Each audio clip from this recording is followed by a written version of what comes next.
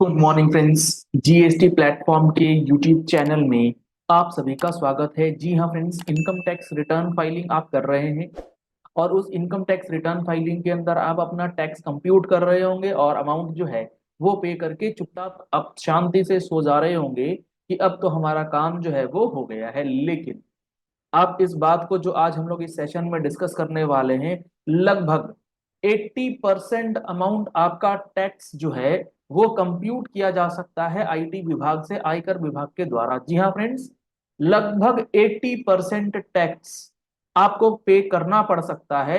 एक छोटी सी गलती आपकी इतने बड़े अमाउंट को रिजल्ट ला सकती है। क्या है पूरी बात, अच्छे से समझ लीजिएगा और जुड़े रहिएगा इस वीडियो के एंड तक। अमूमन क्या होता है, मान लीजिए एक छोटा व्यापारी है या कोई बिजनेसमैन है या कोई भी एक्सवाइजेड पर्सन है। Current account, overdraft account, CC account, ये जितने अकाउंट्स होते हैं बिजनेस से रिलेटेड, इसकी तो चलो ट्रांजैक्शंस जो हैं वो आपके यानी कि टैक्स पेयर्स के अकाउंटेंट्स के नॉलेज में होती है। वो इन सारी चीजों को देखते हैं, समझते हैं, अकाउंट फॉर करते हैं और प्रॉपर डिक्लेरेशन देते हैं इनकम टैक्स रिटर्न में। लेकिन जो ओनर है, जो बिजनेसमैन है, वो कई बार क्या है, अपनी सेविंग्स अकाउंट, बचत खाता जो होता है उसकी डिटेल्स आपको प्रोवाइड नहीं करते हैं और उस सेविंग्स अकाउंट में ह्यूज नंबर ऑफ ट्रांजैक्शंस जो है वो किया जाता है। और उस सेविंग्स अकाउंट में आप सबको ये पता होना चाहिए, अगर नहीं पता है तो, सेविंग्स अकाउंट के अंदर अगर कैश डिपॉजिट कर दिया गया है 10 लाख रुपीज से ऊपर, ध्यान से सुन लीजिएगा, 10 लाख रुपीज से ऊपर का कैश डिपॉजिट सेविंग्स अकाउंट में अगर कर दिया गया है तो बैंक जिसमें आपका खाता है वो एसएफटी के जरिए आपके 10 लाख रुपए से ऊपर के ट्रांजैक्शंस जो है ना, उन अकाउंट्स की रिपोर्टिंग करती है इनकम टैक्स डिपार्टमेंट। कोई एक्सवाइजेड आपका क्लाइंट है, वो आपको पूरा करंट अकाउंट, सीसी, ओडी वोडी सब दे रहा है और वो सारे सेविंग्स भी दे रहा है जिसमें वो ट्रांजैक्शन नहीं कर रहा नॉर्मली। लेकिन एक सेविंग्स अकाउंट है जिसमें वो 10 लाख रुपए से ऊपर का कैश डिपॉजिट करके रखा है, लेकिन वो आपको नहीं दिखाता है और आपको पता भी नहीं लगता। या आप एसएफटी में जाते हैं तब आपको पता लगता है और आप वो इनकम टैक्स रिटर्न फाइलिंग से पहले डेटा चेक करना भूल जाते हैं या आपसे मिस हो जाता है। तो जब ये SFT form, statement of financial transactions का जो ये फॉर्म है, वो बैंक या फाइनेंशियल इंस्टीट्यूशंस जैसे ही अपलोड करती हैं, इनकम टैक्स डिपार्टमेंट के पास उस अकाउंट का ब्यौरा चला जाता है कि इस अकाउंट में इस पैन नंबर पर 10 लाख रुपए से ऊपर की ट्रांजैक्शन कैश डिपॉजिट में करी गई।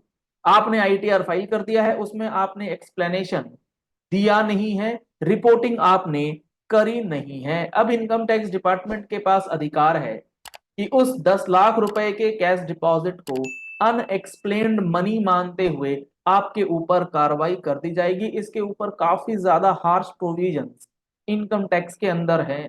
आपको मैं वो प्रोविजंस एक बार दिखला देता हूं तो आप भी इस बात को अच्छे से समझ लीजिए कि भाई इनकम टैक्स रिटर्न फाइल करने से पहले जितने बैंक अकाउंट्स हैं, सारे के सारे bank accounts, specially savings bank account के कैश डिपॉजिट की गणना करनी जरूरी है। 10 लाख रुपए से ऊपर का पैसा सेविंग्स में अगर कैश में जमा हो गया है या 10 लाख रुपए से ऊपर सेविंग्स में इन एनी मैनर जमा हुआ है फॉर योर सेफ्टी पर्पसेज, आप एक एक एंट्री का हिसाब, एक एक एंट्री की एक्सप्लेनेशन साथ में रखेंगे कि सेविंग्स में आया पैसा किस चीज का है। अनएक्सप्लेन्ड नहीं होनी चाहिए। सेविंग्स अकाउंट के अंदर जो पैसे की एंट्री होती है उस एंट्री को आप अनएक्सप्लेन्ड नहीं छोड़ सकते। आप इस बात को अच्छे से समझ लीजिएगा ताकि आपको चीजें जो हैं वो बेहतर तरीके से समझ में आ जाएं। और 80% टैक्स कोई छोटा मोटा अमाउंट नहीं होता है। कैसे हुआ 80%, वो भी आपको अभी दिखाते हैं। ये आप देख पा रहे हैं सेक्शन 115 डबल बी ई। जी हाँ फ्रेंड्स, ये एक सेक्शन है 115 बीबीई, जिसमें कहता है ये tax on income referred to in 68, 69, 69 A, 69 B, 69 C, 69 D, 68, 69, 69 A, B, C, D के अंदर जो टैक्स, सर ये क्या क्या है, इनमें सारे वही हैं जो अनएक्सप्लेन्ड रह जाते हैं। इसके अंदर एक सेक्शन है सेक्शन 69 ए।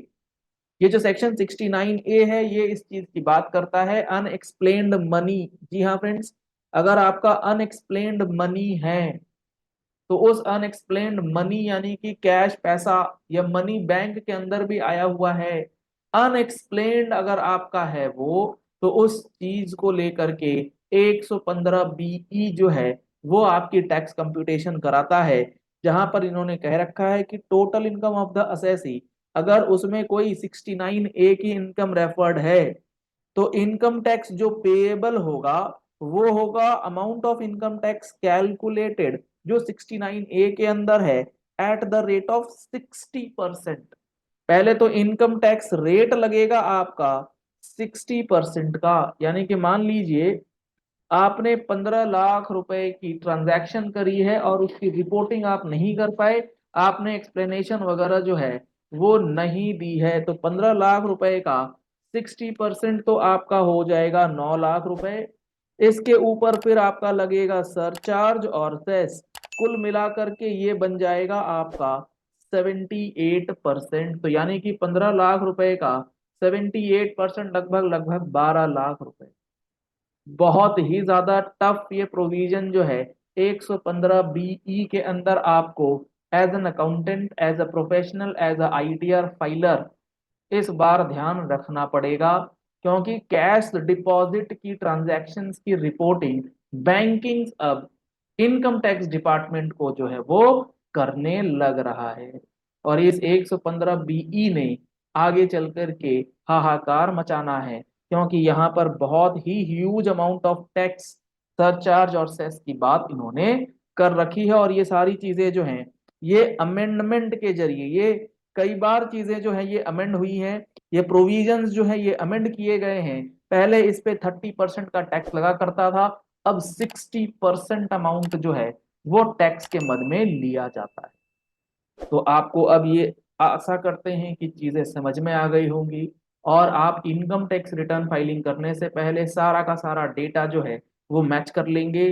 कैश की एंट्रीज सबसे ज्यादा इंपॉर्टेंट है, क्योंकि उसकी डिटेलिंग किसी के पास नहीं होती या देना नहीं चाहता है। लेकिन आपकी जिम्मेदारी है इन सारे प्रावधानों को देखते हुए सही और सटीक रिटर्न जो है वो फाइल करी जाए। चलिए इस वीडियो को यही एंड करते हैं। कल आने वाला है यूनियन बजट 2024। लाइव अपडेट्स के लिए आप हमारे चैनल जीएसटी प्लेटफॉर्म को फॉलो कर लीजिएगा, सब्सक्राइब कर लीजिएगा नोटिफिकेशन बेल के साथ। जैसे ही इंपॉर्टेंट इन्फो और बहुत मेजर अमेंडमेंट्स कल होने जा रहे हैं, चाहे हम लोग goods and services tax GST की बात करें या इनकम टैक्स की बात करें, बहुत इंपॉर्टेंट अमेंडमेंट्स आप सब के लिए, टैक्स पेयर्स फ्रेंडली मेजर्स जो है वो लिए जा सकते हैं। तो एक एक अपडेट आपको हमारे चैनल पर जल्द से जल्द उपलब्ध कराया जाएगा। इसके लिए आप नोटिफिकेशन बेल ही दबा करके जरूर रखिएगा। जीएसटी का फुल कोर्स करना चाहते हैं तो GST platform mobile application download कर लीजिए। प्ले स्टोर का लिंक आपको वीडियो डिस्क्रिप्शन बॉक्स में दिया गया है, जिसमें complete complete analysis with 180 hours classes आपको प्रोवाइड की जा रही हैं, from basic level to advance level. चाहे आपको रिटर्न फाइलिंग करने में दिक्कत आती है, असेसमेंट करने में दिक्कत आती है, डिमांड रिकवरी के प्रोविजंस में दिक्कत है, अपील फाइलिंग्स में दिक्कत है, रिफंड में दिक्कत है, प्लेस ऑफ सप्लाई डिटरमाइन नहीं कर पा रहे, वैल्यूएशन नहीं कर पा रहे, आईटीसी में दिक्कत है, पेमेंट ऑफ टैक्स में दिक्कत है, इंटरेस्ट, हर एक समस्या का समाधान आपको हमारे फुल कोर्स के अंदर विथ लीगल लीगल कॉन्टेक्स्ट जो है वो दिया जाएगा। तो आप कॉन्टैक्ट नंबर स्क्रीन पर दिए गए हैं, उन नंबर पे भी कॉल कर सकते हैं, व्हाट्सएप कर सकते हैं और कंप्लीट इंफॉर्मेशन ले सकते हैं। Thank you and have a nice day.